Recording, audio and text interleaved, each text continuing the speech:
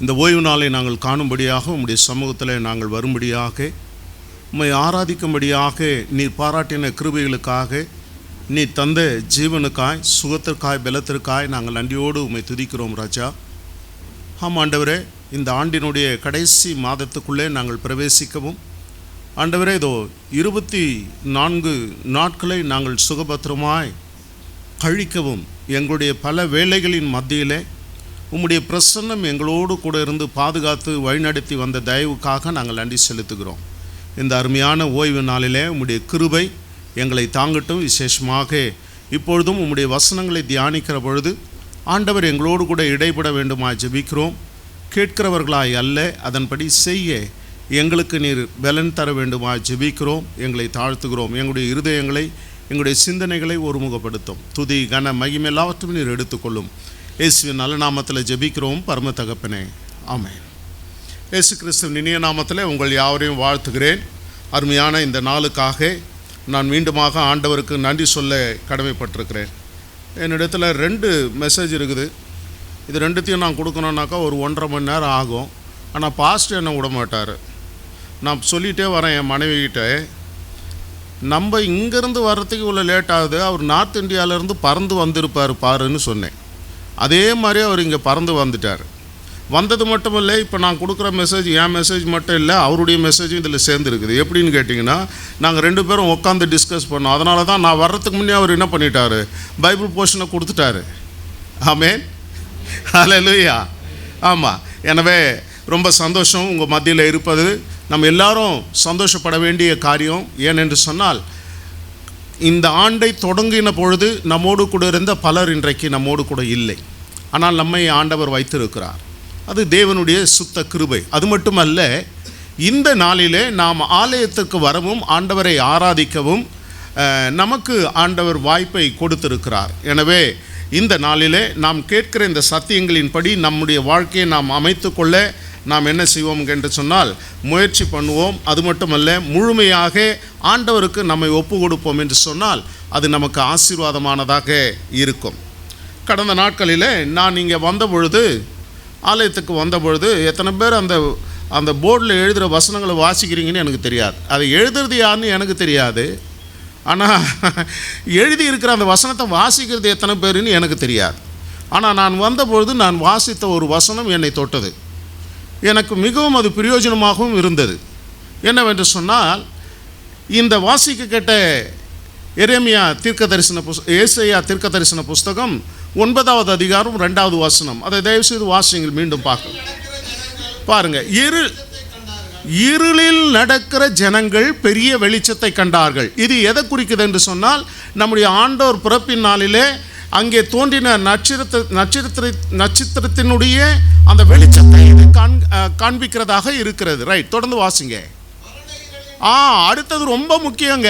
மரண இருளின் தேசத்தில் குடியிருக்கிறவர்கள் மேல் வெளிச்சம் பிரகாசித்தது. அப்போ நல்லா யோசித்துக்குங்க, இந்த வெளிச்சம் வந்ததனுடைய நோக்கம் என்னன்றது இந்த வசனத்துக்கு நமக்கு ரொம்ப தெளிவாக சொல்லி கொடுக்கறத நம்ம பார்க்குறோம். இன்றைக்கி நீங்களும் நானும் எங்கே குடியிருக்கிறோம்? மரணமே இல்லாத இடத்துல நீங்களும் நானும் குடியிருக்கிறோமா? உங்கள் பாஸ்டம்மா சிரிக்குது. ஏன் தெரியுங்களா? நான் எப்போ பாரு மரணத்தை பற்றியே இந்த ஆள் பேசுகிறான்பா, நமக்கு பிரச்சனையாக இருக்குதுன்னு சிரிக்கிறாங்க. நான் சொல்லலை, வசனம் சொல்லுது. அப்போது நம்ம எங்கே குடியிருக்கிறோமா? சொல்ல மாட்டேன்றீங்களே. அப்போது இந்த மரண இருளுன்றது என்ன? பாவம். பாவம் நிறைந்த உலகத்தில் நீங்களும் நானும் குடியிருந்து கொண்டிருக்கிறோம். அப்படியானால் ஒரு நாள் நமக்கு வெளிச்சம் அவசியமாக இருக்கிறது. இந்த வெளிச்சம் நம்மை உண்மையான பாதையிலே நடத்துகிறதாக இருக்க வேண்டும்.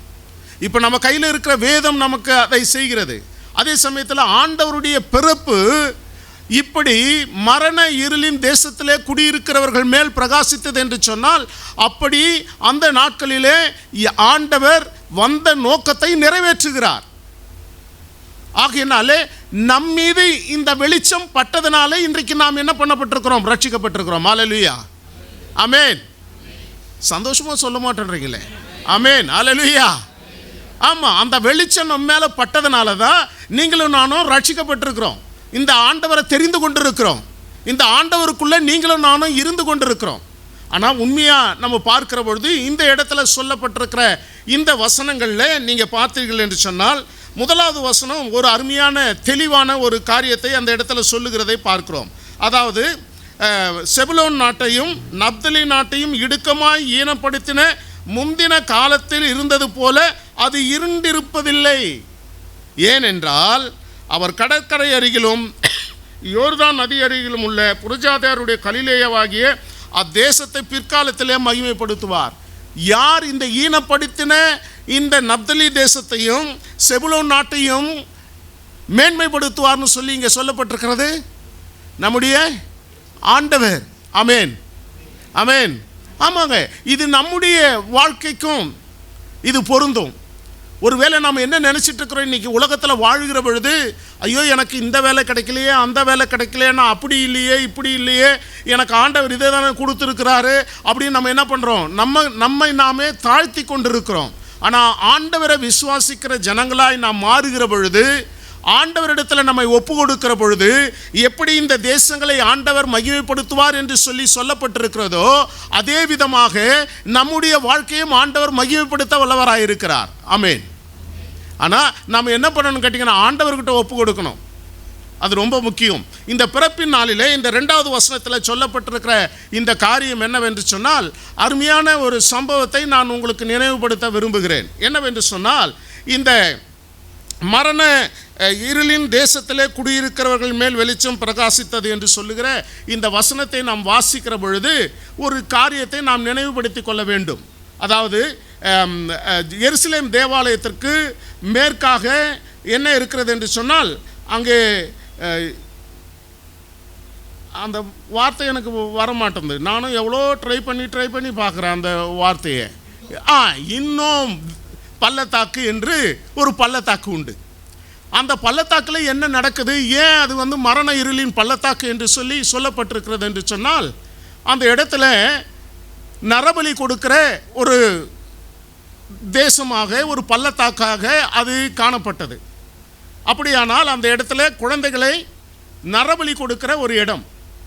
அந்த இடத்துல இருக்கிற அந்த ஜனங்களுக்கு இந்த ஆண்டவருடைய வெளிச்சம் என்ன பண்ணது, தேவைப்பட்டது. அவர்களும் ரட்சிப்புக்குள்ள வரும்படியாகத்தான் ஆண்டவர் அந்த இடத்துல தோன்றினது. எங்கே தோன்றினார்?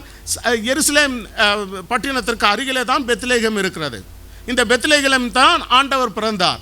அது மட்டுமல்ல, இங்கே சொல்லப்பட்டிருக்கிற இந்த சம்பவங்கள் அனைத்தும் நிறைவேறும்படியாக ஆண்டவர் என்ன செய்கிறார், இந்த இடங்களிலே ஆண்டவர் நற்செய்தியை அறிவிக்கிறவராக பிற்காலத்தில் அந்த இடத்துல வலம் வந்ததை நாம் பார்க்க முடிகிறது.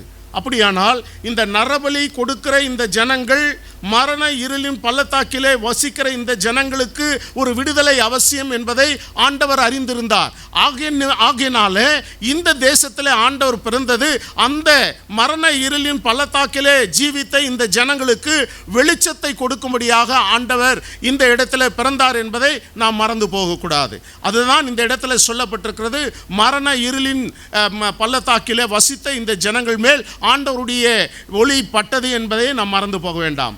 எனவே நாமும் கூட எங்கே வசித்து கொண்டிருக்கிறோம் என்றால், அப்படிப்பட்ட சூழ்நிலையில் இன்றைக்கும் நாம் வசித்து கொண்டிருக்கிறோம்.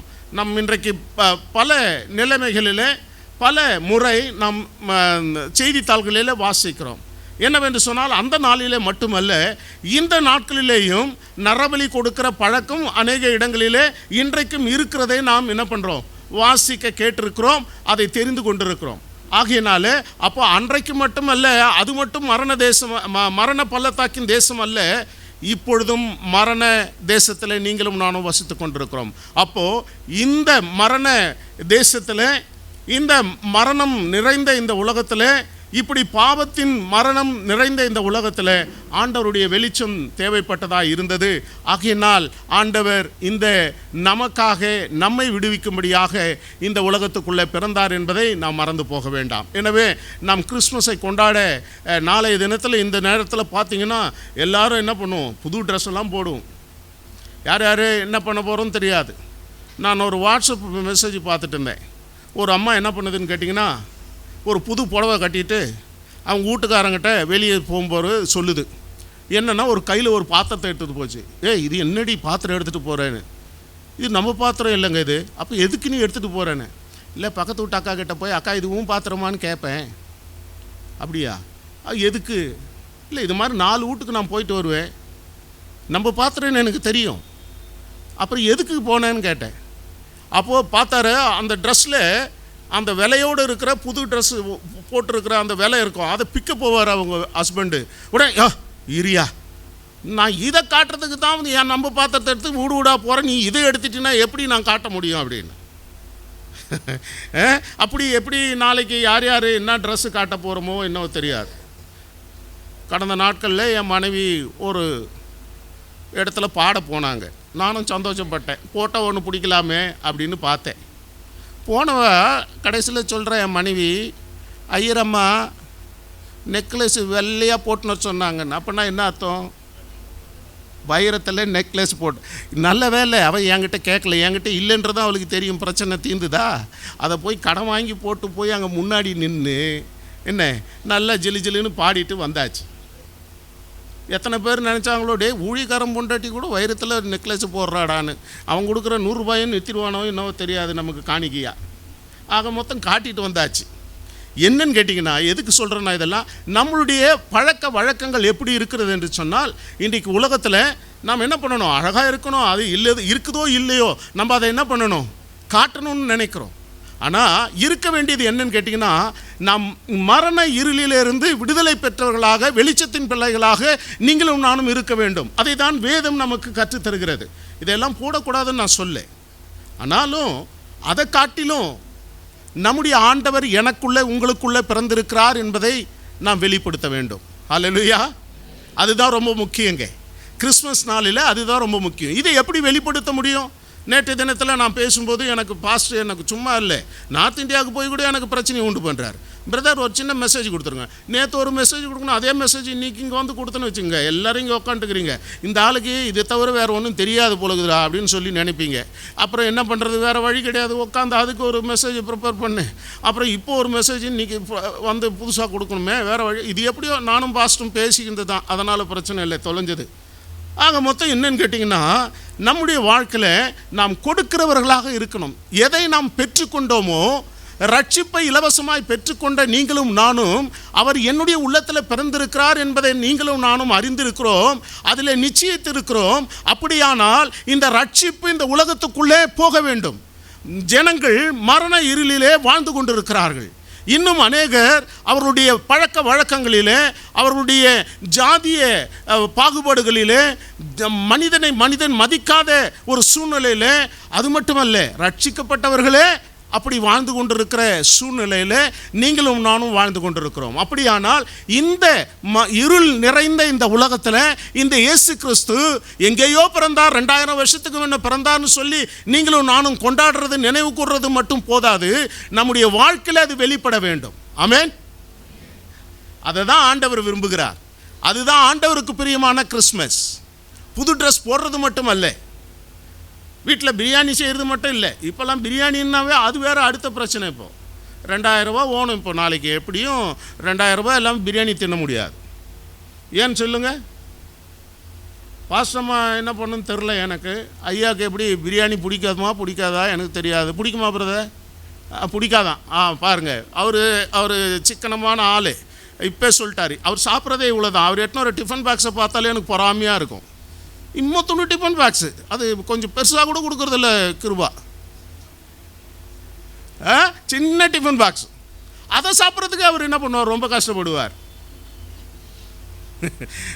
இதெல்லாம் என்ன, அவர் கொஞ்சமாக நல்லா புரிஞ்சுக்குங்க. கொஞ்சமாக சாப்பிட்றது இல்லை பிரச்சனை, ஆரோக்கியமாக இருக்கிறது தான் பிரச்சனை. சாப்பிட்றது பிரச்சனை இல்லை, ஆரோக்கியமாக இருக்கிறது தான் பிரச்சனை. அதிகமாக சாப்பிட்டு அது ஜீரணமாகாமல் வாந்தி எடுத்துகிட்டு இருக்கிறத விட கொஞ்சமாக சாப்பிட்டு திடமாக இருக்கிறது நல்லது. அப்போ உலகத்தில் இன்றைக்கி என்ன, எதை பெருசுப்படுத்துகிறோன்னா, எது முக்கியம் இல்லையோ அதை பெருசுப்படுத்துகிறோம். ஆனால் எது முக்கியமோ அதை நாம் என்ன பண்ணுறதில்லை, பெருசுப்படுத்துறதில்லை. சிறியவர்களாகிய நாம் பெரியவர்களாக இந்த உலகத்துக்கு தெரிய வேண்டும் என்று சொன்னால், இந்த இயேசு கிறிஸ்து உங்களுடைய என்னுடைய உள்ளத்தில் பிறந்திருக்கிறார் என்பதை நாம் வெளிப்படுத்த வேண்டும்.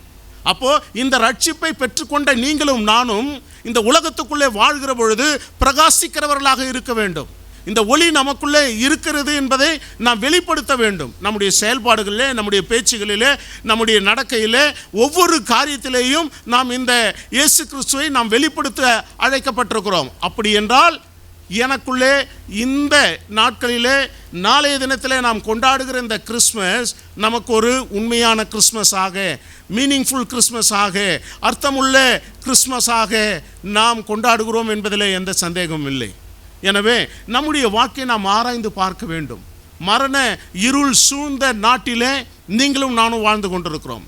இன்றைக்கு நம்முடைய தேசத்தில் பல நிலைமைகளில் இன்றைக்கு பிசாசானவன் வளர்ந்து கொண்டிருக்கிறதை நாம் பார்க்கிறோம். இந்த தேசத்தில் சிறியவர்களாக நீங்களும் நானும் இருக்கிறோம் என்று நாம் யாரும் சொல்ல வேண்டாம். அவர்கள் இருளிலே இருக்கிறார்கள், நாம் வெளிச்சத்தின் பிள்ளைகள். நம்முடைய வெளிச்சம் அந்த இருளிலே பிரகாசிக்க வேண்டும். ஆமென், ஆமென். அதற்காக தான் ஆண்டவர் பிறந்திருக்கிறார். இதை நாம் உணர்ந்தவர்களாக கொண்டாட வேண்டும் கிறிஸ்மஸை. அப்பொழுது அது நமக்கு மிகப்பெரிய ஒரு ஆசீர்வாதமாக இருக்கும். எனவே இந்த மரண இருளின் தேசத்திலே குடியிருக்கிறவர்கள் மேல் வெளிச்சம் பட்டது என்று சொன்னால், இந்த மரண இருளின் பள்ளத்தாக்கு எப்படிப்பட்டது என்று சொன்னால், நரபலி கொடுக்கிற அந்த ஜனங்களும் ரட்சிப்புக்குள்ளே வர வேண்டும், அதாவது புறஜாதிகளும் ரட்சிப்புக்குள்ளே வர வேண்டும் என்று சொல்லி ஆண்டவர் விரும்பினார். இஸ்ரவேல் ஜனங்களுக்கு மட்டுமல்ல, புறஜாதியாருக்கும் இந்த ரட்சிப்பு கடந்து போக வேண்டும் என்பது ஆண்டவருடைய ஒரு நோக்கமாக இருந்தது. ஆகையினால தான் நீங்களும் நானும் ரட்சிக்கப்பட்டிருக்கிறோம். புறஜாதியார் ஆகிய நீங்களும் நானும் ரட்சிக்கப்பட்டிருக்கிறோம். ஆண்டவருக்குள்ளே நாம் மகிழ்ந்திருக்கிறோம். ஆண்டவருடைய இந்த மகத்தான இந்த ரட்சிப்பின் சந்தோஷத்தில் நீங்களும் நானும் வாழ்ந்து கொண்டிருக்கிறோம். எனவே இந்த நாட்களிலே நாம் செய்ய வேண்டிய காரியம், நம்முடைய வாழ்க்கையில் இயேசு கிறிஸ்து இருக்கிறார் என்பதை நாம் வெளிப்படுத்த அழைக்கப்பட்டிருக்கிறோம். எனவே இந்த நாட்களிலே இங்கே சொல்லப்பட்டிருக்கிறபடி என்னவென்று சொன்னால், ஆண்டவர் உங்களையும் என்னையும் மகிமைப்படுத்துவார். எப்படி இந்த செபுலோன் நாட்டையும் நப்தலி நாட்டையும் இடுக்கமாக ஈனப்படுத்தின இந்த தேசங்கள் இனி அப்படி இருப்பது இல்லை என்று சொல்லப்பட்டிருக்கிறது. அப்படியானால் ரட்சிக்கப்பட்ட நீங்களும் நானும் நம்முடைய பழைய வாழ்க்கையிலிருந்து மீண்டவர்களாக இப்பொழுது நாம் வாழ அழைக்கப்பட்டிருக்கிறோம். ஆமென். இப்போவும் பாஸ்டர்கிட்ட, சரி பாஸ்டர் எனக்காக ஜெபம் பண்ணுங்க. என்னம்மா எதுக்காக ஜெபம் பண்ணு? ஐயோ ஏன் கேட்குறீங்க, கால் வலிக்குது, கை வலிக்குது, முதுகு வலிக்குது, மண்டை வலிக்குது, எல்லாமே வலிக்குது, என்ன பண்ணுறது? அப்புறம் என்ன மிஞ்சி போனால் கடன் பெருசாகி போச்சு, கடங்காரன் காசு கேட்குறான், கொடுக்கணும், இப்படியே சொல்கிறது. ஒரு நாள் கூட நம்ம என்ன பண்ணுறதில்ல, ஆசீர்வாதம் எனக்கு என்ன இருக்குது அப்படின்றத நம்ம வெளிப்படுத்துறதுக்கு நம்ம என்ன பண்ணுறதில்ல, பிரயாசப்படுறதில்லை. அப்போது நம்முடைய வாழ்க்கையை நாம் ஆராய்ந்து பார்க்க வேண்டும். நாம் இருளின் ஜனங்கள் அல்ல. ஆண்டவர் நம்முடைய சரீரத்தில் பலவீனங்கள் இருந்தாலும் ஆண்டவர் நம்மை பலப்படுத்தி வைத்திருக்கிறார். ஆமென், ஆமென். அந்த பலத்திலே நாம் வாழ்ந்து கொண்டிருக்கிறோம். அதுதான் உண்மை. இல்லைன்னு சொன்னால் நம்ம எப்போ போய் சேர்ந்திருப்போம். ஆனால் ஆண்டவருடைய கிருபை நம்மை சூழ்ந்து கொண்டிருக்கிறது. எனவே இந்த நாட்களிலே நாம் பழைய ஜனங்களாய் அல்ல, இந்த இன்னும் பள்ளத்தாக்கிலே வாழ்ந்து கொண்டிருந்த அந்த மக்களுக்கும் கூட ஆண்டவர் இந்த ரட்சிப்பின் வெளிச்சத்தை கொண்டு வந்தார். அவருடைய பிறப்பு கொண்டு வந்தது என்பதை நாம் மறந்து போக வேண்டாம். இவைகளெல்லாம் நாம் பார்க்கிற பொழுது நாம் என்ன, ஆண்டவருடைய பிறப்பிலே வெளிச்சம் மட்டும்தான் வந்ததா அப்படின்னு சொல்லி நாம் பார்க்கிற பொழுது அது அல்ல. ஆண்டவருடைய பிறப்பிலே என்ன பலன் என்று சொல்லி நாம் பார்க்கிற பொழுது பாவத்திலிருந்து விடுதலையை நாம் பெற்றிருக்கிறோம். மல்கியா தீர்க்க தரிசன புஸ்தகம் 4வது அதிகாரம் வசனம் 1 - 3 வரையில் வாசிங்கள் பார்க்கலாம். மல்கியா 4வது அதிகாரம் வசனங்கள் 1 - 3 வரையில் வாசிங்க. ம் ம் ம் ம்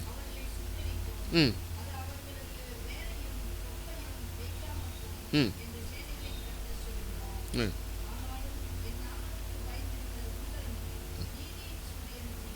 ம்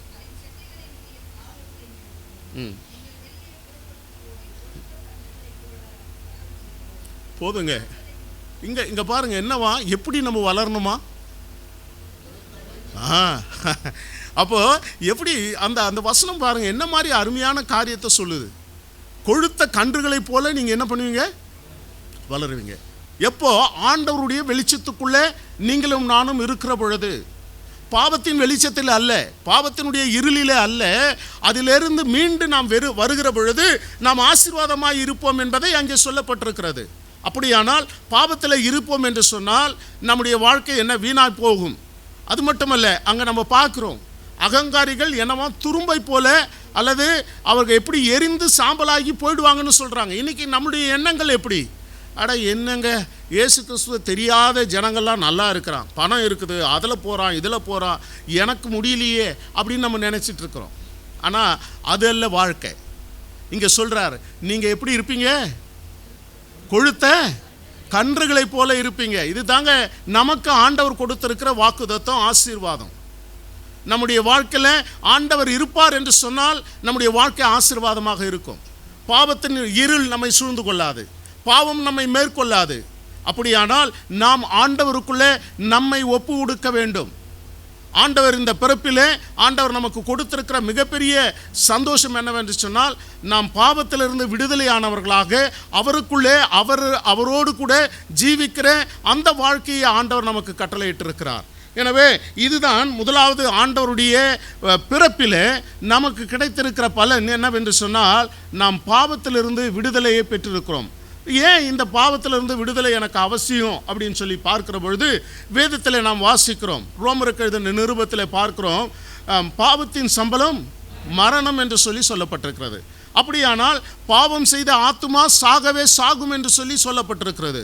அப்படியானால் நாம் பாவத்திலே உருவானோம் என்று சொல்லி அருமையான சங்கீதக்காரன் சொல்லுகிறான், நான் என் தாயின் வயிற்றிலே உருவானது பாவத்திலே உருவானேன் என்று சொல்லி சொல்லுகிறான். அப்படியானால் இந்த உலகத்திலே பிறக்கிற எல்லோரும் பாவத்திலே பிறந்திருக்கிறோம், பாவம் நம்மை மேற்கொண்டிருக்கிறது. இதிலே இருந்து விடுதலையை கொடுக்கும்படியாக இந்த ஆண்டவர் உலகத்திலே வந்தார், நம்முடைய உள்ளத்திலே வந்தார். அதுதான் ரொம்ப முக்கியங்க. அப்போது எப்போ கிறிஸ்மஸ் எனக்கு மீனிங்ஃபுல் கிறிஸ்மஸாக இருக்குன்னா, கிறிஸ்து எனக்குள்ளே பிறந்திருக்கிறார்ன்ற நிச்சயம் வருகிற பொழுது கண்டிப்பாக இந்த பாவத்தின் சம்பளமாகிய மரணத்திலே இருந்து விடுதலை ஆனவர்களாக நாம் சந்தோஷத்தின் பிள்ளைகளாக இந்த உலகத்தில் வாழ முடியும். அப்படியானால் இந்த இயேசு கிறிஸ்துவினுடைய பிறப்பு எதை நமக்கு முதலாவது கொடுக்கிறது என்று சொன்னால், இந்த பாவத்தின் கட்டுகளிலிருந்து, பாவத்தின் மரணத்தில் இருந்து, அந்த இருளிலிருந்து நமக்கு விடுதலை தருகிறது. இதற்கு நிறைய ஆதாரங்கள், நிறைய வசனங்கள் இருக்கிறது. நான் சொல்லிகிட்டே போனேன்னா இன்றைக்கி டைம் பத்தாது, இருந்தாலும் உங்களுக்கு சிம்பிளாக சொல்லி முடிச்சிடுறேன். அடுத்ததாக பார்த்தீங்கன்னா, ஏன் இது அவசியம்? இயேசு கிறிஸ்துவானவர் உலகத்தில் வந்த பொழுது அவர் என்ன செய்கிறாரு? வளர்ந்து பெரியவர் ஆன பிறகு அவர் 3.5 ஆண்டு காலம் நம்ம எல்லாருக்கும் தெரியும் ஊழியத்தை செய்தார்னு சொல்லி நம்ம பார்க்குறோம். அப்படி அவர் ஊழியத்தை செய்கிற பொழுது அவர் என்ன பண்ணார்னா, ஒரு அழைப்பை கொடுத்தார். மத்தேயு எழுதின சுவிசேஷம் 4வது அதிகாரம் வசனம் 15 - 17 வரையில் வாசிங்க பார்க்கலாம்.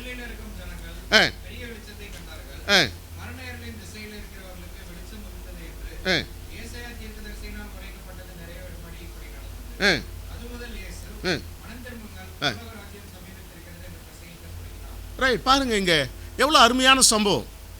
ஏசாயா தீர்க்கதரிசியில் சொன்ன அந்த வசனங்கள் இங்கே நிறைவேறுகிறது.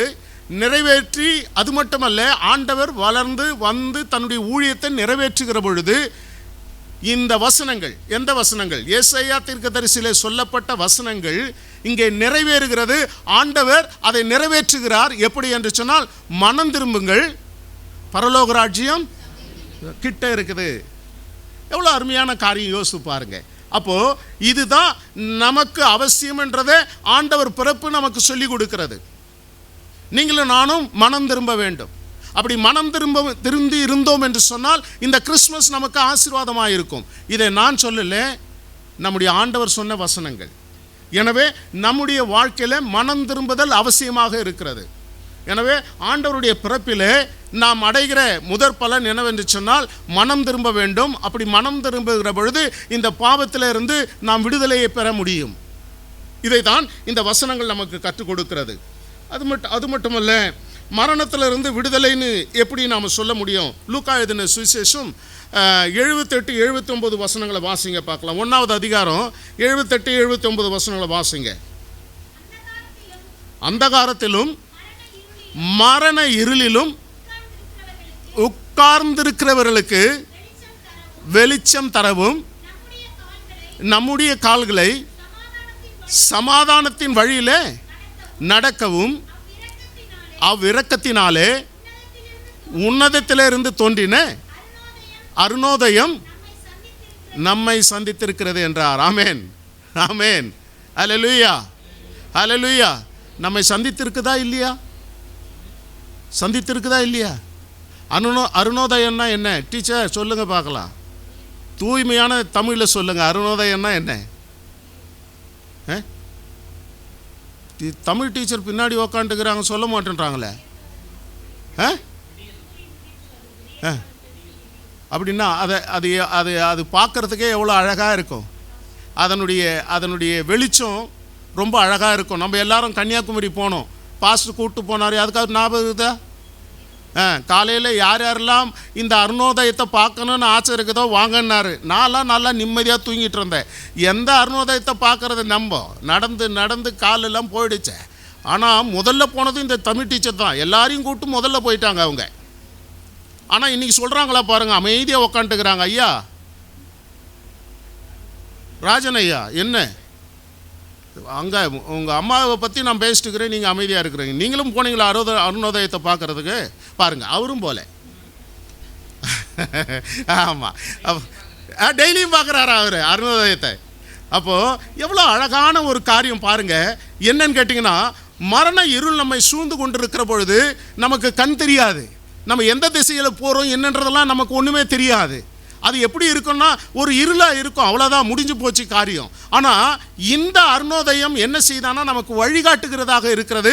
நம்முடைய அந்த மரண இருளிலே இருந்து நமக்கு வெளிச்சத்தை கொடுக்கிறது ஆண்டவருடைய பிறப்பு என்று சொல்லி இந்த வசனங்கள் நமக்கு கற்றுத்தருகிறதை நாம் பார்க்கிறோம். எனவே இந்த மரண இருளிலே இருக்கிற நமக்கு வெளிச்சம் இந்த இயேசு கிறிஸ்து மட்டும்தாங்க.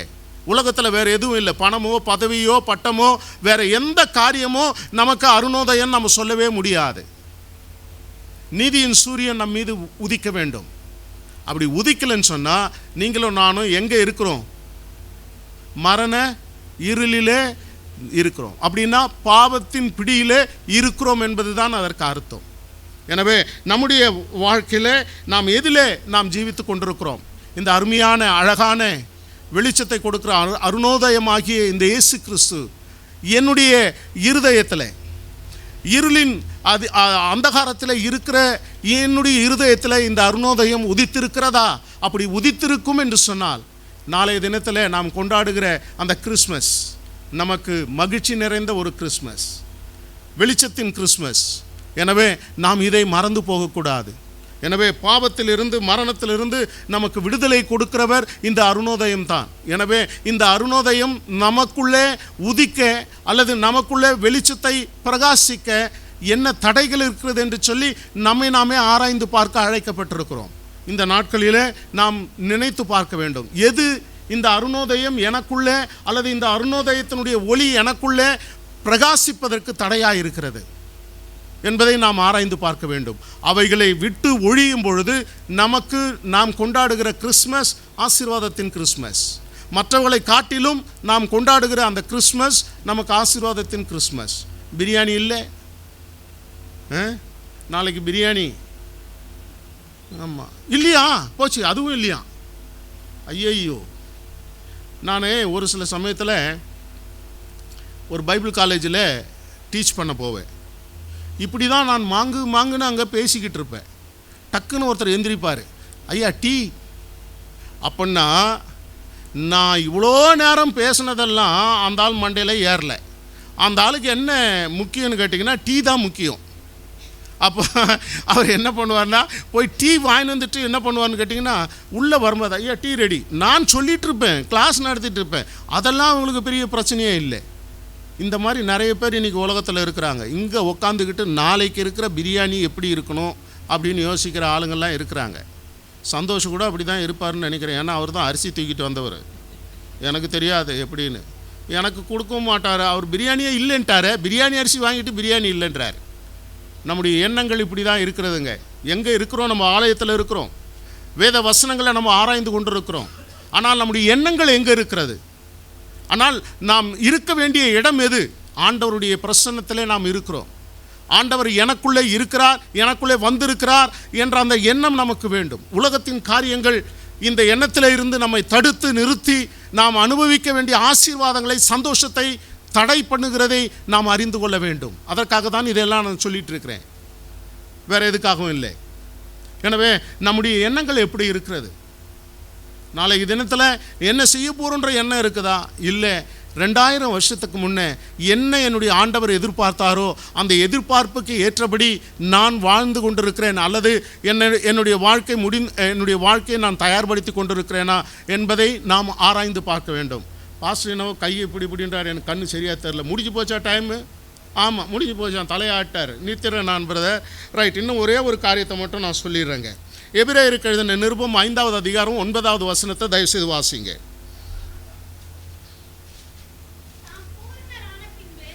தான் பூரணர் ஆன பின்பு தனக்கு கீழ்ப்படுகிற யாவரும் நித்திய ரட்சிப்பை அடைவதற்கு காரணராகி. யார் இந்த காரணரானவர்? நம்முடைய ஆண்டவராகிய இயேசு கிறிஸ்து. அப்போ என்ன பண்றாரா? நம்ம பூரணர் ஆன பிறகு என்ன கொடுக்கிறாரா? நமக்கு நித்திய ரட்சிப்பு. ஆமென், ஆமென், அல்லேலூயா. சொல்லுங்க ஆமென். ஆமா, அப்படியே ஆக கிடவுது. அப்படின்னா என்ன அர்த்தம்? எனக்கு நித்திய ரட்சிப்பு எனக்கு அவசியம். இதை கொடுத்திருக்கிறேன் என்னுடைய ஆண்டவர், அதை நான் பெற்றுக்கொண்டிருக்கிறேன் என்ற நிச்சயம். ஆமா, ஆண்டவர் எனக்கு கொடுத்திருக்கிறார். அவர் பூரணராகி அதனுடைய விளைவாக எனக்கு கொடுத்திருக்கிறது நித்திய ரட்சிப்பு. இந்த நித்திய ரட்சிப்பு நமக்கு இருக்கிறதா என்பதை நாம் ஆராய்ந்து பார்க்க வேண்டும். இந்த நித்திய ரட்சிப்புக்குள்ளே நாம் இருந்தோம் என்று சொன்னால் இதை போல ஒவ்வொரு நாளும் நமக்கு கிறிஸ்மஸ் தான். ஆமென், ஆமென். ஆமாங்க, மறந்து போக வேண்டாம். எனவே மரண இருளிலே இருக்கிற ஜனங்கள் இந்த வெளிச்சத்தை கண்டார்கள் என்று சொல்லி நாம் வாசித்து அந்த ஜனங்களுக்கு மட்டுமே என்று சொல்லி நாம் இருந்து விடாமல் நித்திய ரட்சிப்பை பெற்றுக்கொண்டவர்களாக அவருக்குள்ளே ஜீவிக்க இந்த கிறிஸ்மஸ் நாட்களை நாம் நினைவு கூறுவோம். ஆண்டவர் எனக்குள்ளே பிறந்திருக்கிறார் என்று சொல்லி அந்த நிச்சயத்தோடு இந்த நித்திய ரட்சிப்புக்குள்ளே நாம் களி கூர்ந்து வாழ்கிற பொழுது நமக்கு அது சந்தோஷமான நாட்களாக இருக்கும். ஒவ்வொரு நாளும் நமக்கு ரட்சிப்பின் சந்தோஷத்தை அனுபவிக்கிற நாளாக இருக்கும், கிறிஸ்மஸ் நாளாக இருக்கும். அப்படிப்பட்ட வாழ்க்கையை நமக்கு ஆண்டவர் கொடுக்கும்படியாக நம்முடைய வாழ்க்கையில் இருக்கிற தடைகளை எல்லாவற்றையும் ஆண்டவருடைய சமூகத்தில் ஒப்பு கொடுத்து புதிய மனிதர்களாக அவருக்குள்ளே நாம் ஜீவிக்க தேவன் தாமே நமக்கு கிருபை பாராட்டுவாராக. தேவன் தாமே இந்த வசனங்களை ஆசீர்வதித்து நம்மை நடத்துவாராக. ஆமென்.